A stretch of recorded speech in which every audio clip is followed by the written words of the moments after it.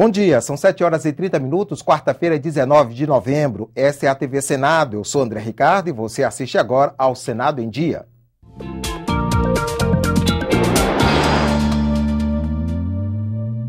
Em reunião marcada por polêmica entre oposição e governo, a Comissão Mista de Orçamento aprovou ontem à noite o projeto que muda o cálculo do superávit primário por parte do governo federal. Agora, o texto está pronto para ser votado no plenário do Congresso, provavelmente hoje.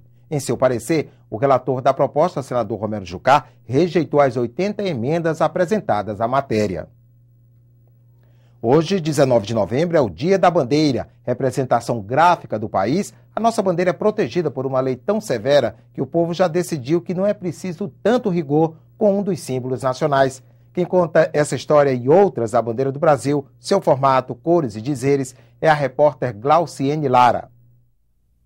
A bandeira atual foi instituída em 19 de novembro de 1889, pelo primeiro presidente republicano Deodoro da Fonseca. Nos primeiros anos, esta bandeira também foi rejeitada. A igreja e os políticos eram contra as palavras positivistas. Documentos guardados no arquivo do Senado mostram que parlamentares subiram à tribuna para se queixar e até apresentaram projetos no Congresso para redesenhar o símbolo nacional e trocar os dizeres ordem e progresso por lei e liberdade. Mas as propostas de mudança na bandeira não prosperaram e ela caiu no gosto popular nos anos 20, depois do centenário da independência.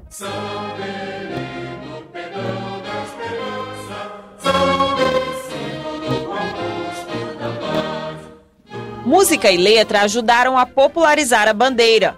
Versos do poeta Olavo Bilac para a melodia de Francisco Braga. Este arranjo é do grupo vocal Co Brasilis, de Santo André, São Paulo.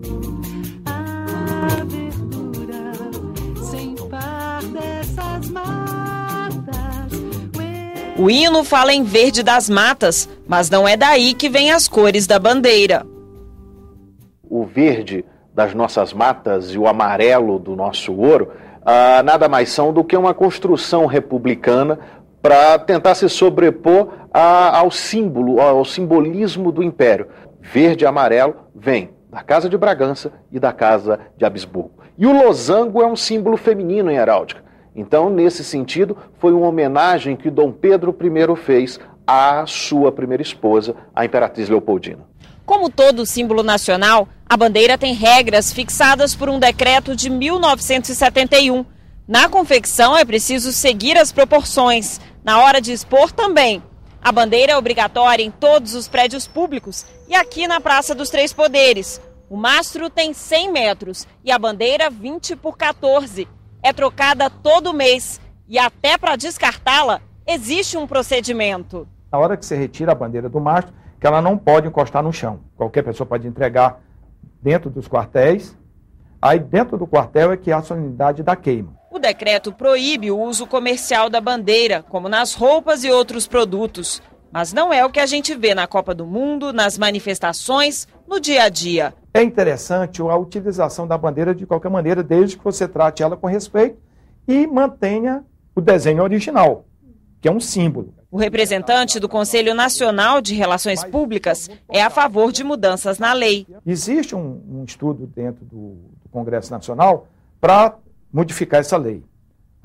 O grupo de cerimonialistas estão trabalhando nessa área para tentar modificar, tanto nessa parte do hino, como da bandeira, como do hino nacional. O decreto de 71 também determina que todo dia 19 de novembro a bandeira seja hasteada ao meio-dia, numa cerimônia especial.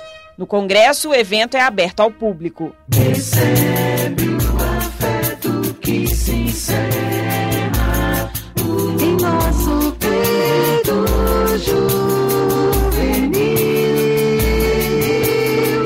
querido símbolo da terra, da amada terra do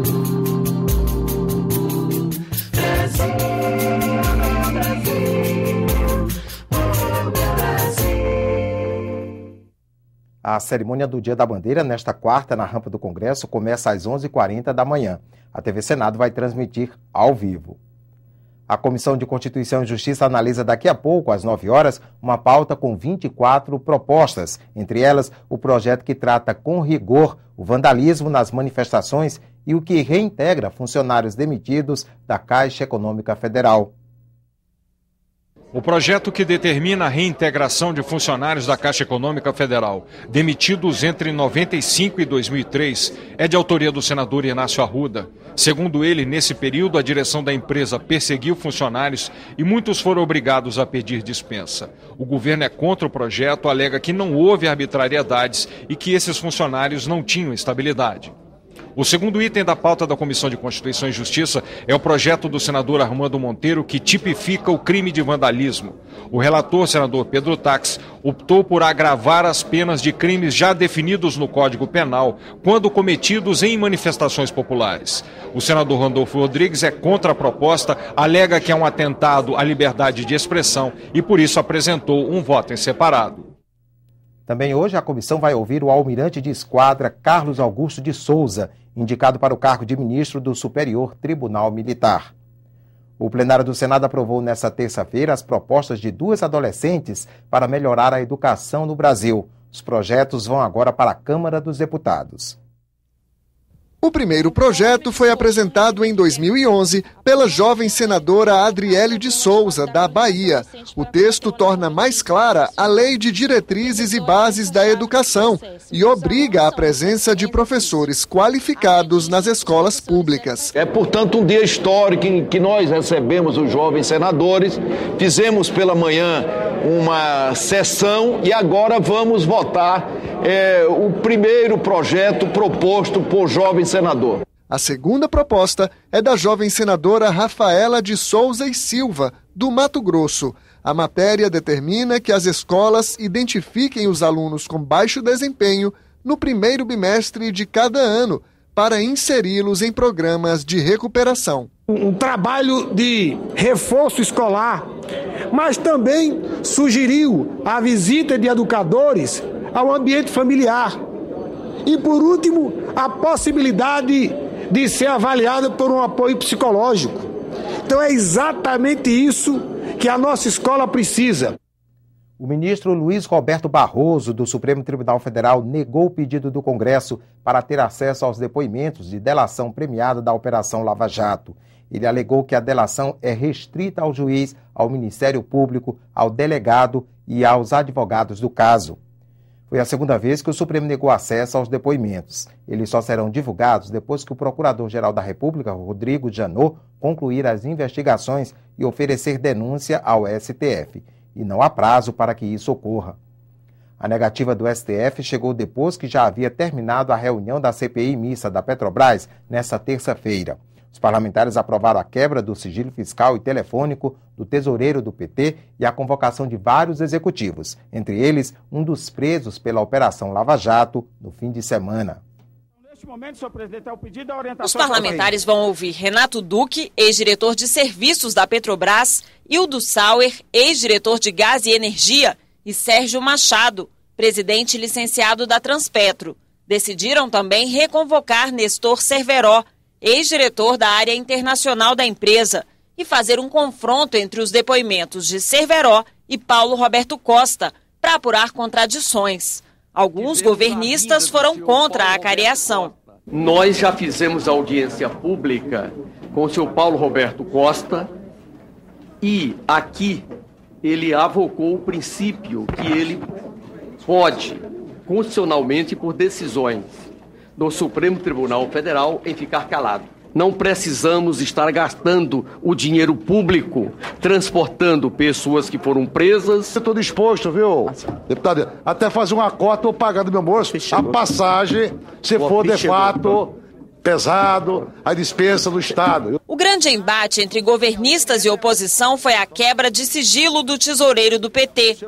Numa votação apertada com 12 votos sim e 11 não, os parlamentares aprovaram a quebra do sigilo fiscal e telefônico de João Vacari Neto entre 2005 e 2014. Quando em determinado momento conclui-se claramente que um partido utilizou institucionalmente da estrutura do Estado em benefício do partido em termos políticos, é fundamental a presença dessa pessoa aqui para esclarecimento. Nós temos, nesse caso especificamente, a palavra do delator Paulo Roberto, que diz que repassava ao tesoureiro Vacari um percentual, que se não me engano, de 3%. Nós estamos tratando aqui de alguém que não teve nenhuma convocação, não tem nenhum indiciamento, ou seja, o que temos são ilações, aliás, utilizadas sempre por opositores. Agora os governistas querem convocar os tesoureiros de todos os partidos que receberam doações de empresas investigadas pela Operação Lava Jato.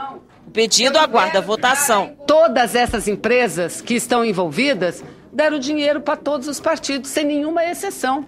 Nem o seu partido, Rubem Bueno, nem o seu partido.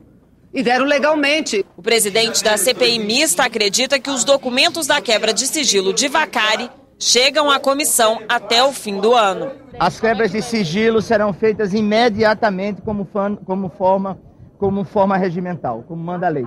Para conseguir analisar os documentos, primeiro a CPI mista, que se encerra no próximo dia 23, precisa prorrogar os trabalhos. Na reunião desta terça-feira, o presidente Vital do Rego cobrou as assinaturas necessárias. É preciso o apoio de 27 senadores e de 171 deputados. O Senado já alcançou o número, mas na Câmara ainda faltam mais de 70 assinaturas. Mesmo assim, os parlamentares estão confiantes de que a comissão vai trabalhar até o fim do ano. E se não der tempo, a oposição promete continuar investigando no ano que vem. E a próxima CPMI que nós vamos trabalhar para instalar no início da próxima legislatura, vamos pedir o compartilhamento de todas essas informações. A CPI mista da Petrobras volta a se reunir hoje às 2h30 da tarde para uma audiência pública sobre o regime de contratação da empresa. E a CPI exclusiva do Senado tem reunião marcada para logo mais às 9h30 da manhã para votar requerimentos. Entre eles, os que convocam a prestar esclarecimentos às empreiteiras Queiroz Galvão, Camargo Correia, Galvão Engenharia, OAS e Mendes Júnior, todas suspeitas de corromper funcionários da estatal.